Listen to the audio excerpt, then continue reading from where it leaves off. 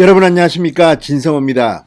윤석열 전 검찰총장을 놓고 민주당이 어쨌든 끌어내리기로 작정을 한 것 같습니다.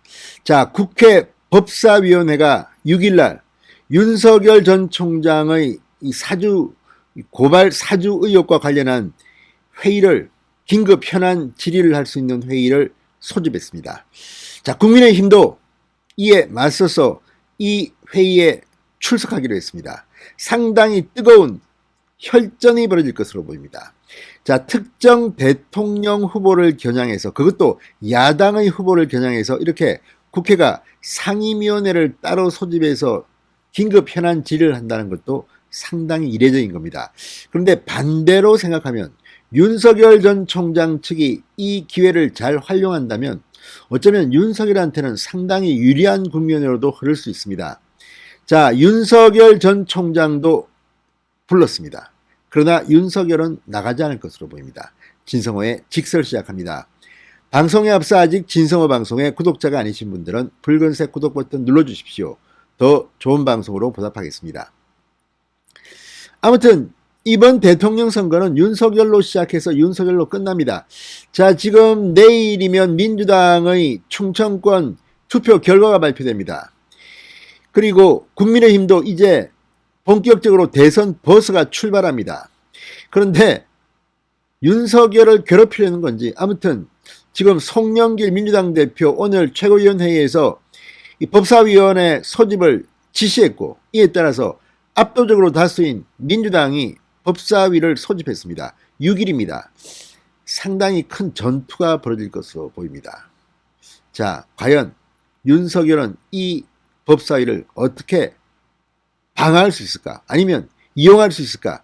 지금 여의도가 발칵 뒤폈습니다. 진성호의 직설 시작합니다. 자, 이 국제법사위 윤석열 검찰의 고발 사주 의혹과 관련해서 긴급 현안 질의를 하기로 했습니다.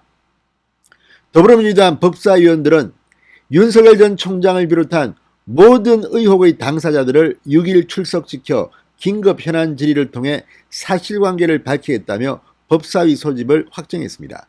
자, 그러면 누가 불려올까요? 윤석열 전 총장은 안 갈 것이 확실됩니다. 김호수 검찰총장이나 박범계 장관이 나올 가능성도 있습니다. 그렇지만 지금 확실하게 성사된 것은 없습니다. 자, 감찰을 지시했습니다. 손모 검사가 출석할지도 두고 봐야 합니다. 지금 손모 검사 김웅 의원에게, 당시 김웅 국회의원 후보자에게 무슨 고발장을 건넸다는 의혹을 받는 이 손모 검사는 휴가를 내고 지금 나오지 않고 있습니다. 김웅 의원도 지금 연락이 두절됐다고 합니다. 자, 김웅 의원이 이 법사위에 출석할까요? 아무튼 정말 듣도 보도 못한 굉장히 이례적인 그런 회의가 될 것 같습니다.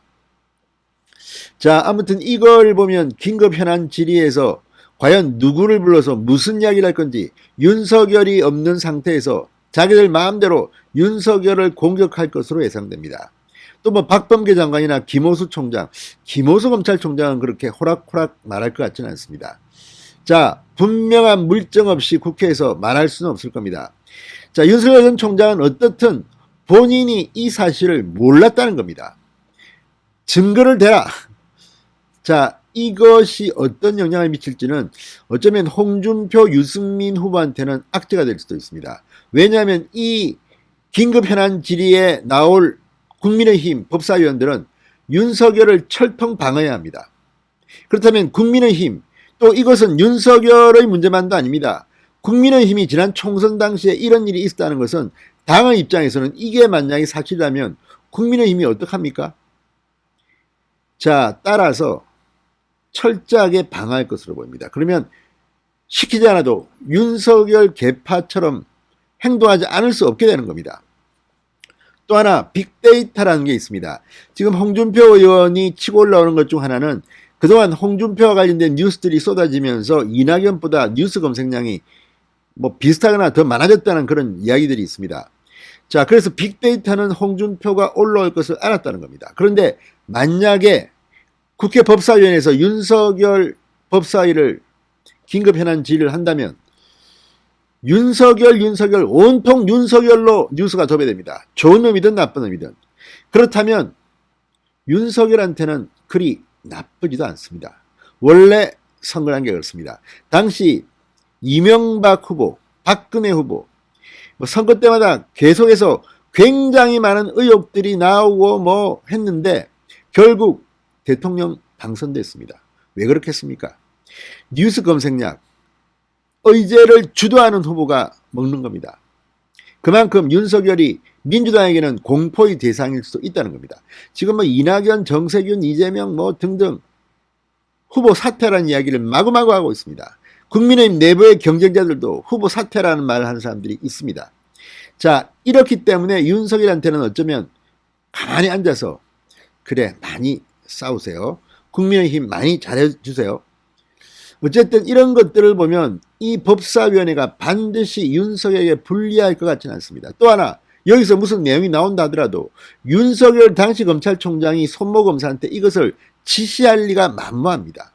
왜 그런 짓을 합니까? 윤석열 말처럼 당시 고발을 해도 야당이 고발한 건 수사도 안 했는데 추미애 당시 문재인 대통령 다 우리가 상상할 수가 있는 일들입니다. 자, 국민의힘은 해당 의혹에 대해 황당무계한 가짜뉴스이자 범여권의 정치 자작극이다. 이렇게 말하면서 법사위에 참석해 반격을 가겠다는 입장이라고 합니다. 법사위가 6일날 격돌할 것 같습니다. 자, 윤석열 전 총장은 여당의 법사위 소집에 대해서 채널의 검은 유착도 허위로 드러났고 작년에 저를 감찰한 것도 다 공작으로 드러났다. 그런 공작부터 수사하고 혈안질이 국정조사라도 먼저 했으면 하는 바람이다. 불참 의사를 분명히 했습니다. 상당히 재밌었습니다. 자, 그런데 이 6일날 법사위가 소집되는데 7일날은 윤석열 후보는 이 PT를 해야 됩니다. 발표를 해야 됩니다. 공약 3개를 발표해야 되고 9일부터 10일까지는 공개 면접도 있고 12일에는 라이브 방송도 있습니다. 4일부터 10일까지는 봉사활동도 해야 됩니다. 아무튼 어쨌든 윤석열로 시작해서 윤석열로 끝나는 이번 대통령 선거. 물론 윤석열이 제대로 방어를 못하면 마이너스가 되겠지만 지금 분위기는 윤석열한테는 꽃놀이패가 될 수도 있겠다는 생각이 듭니다. 진성호의 직설이었습니다. 여러분 감사합니다.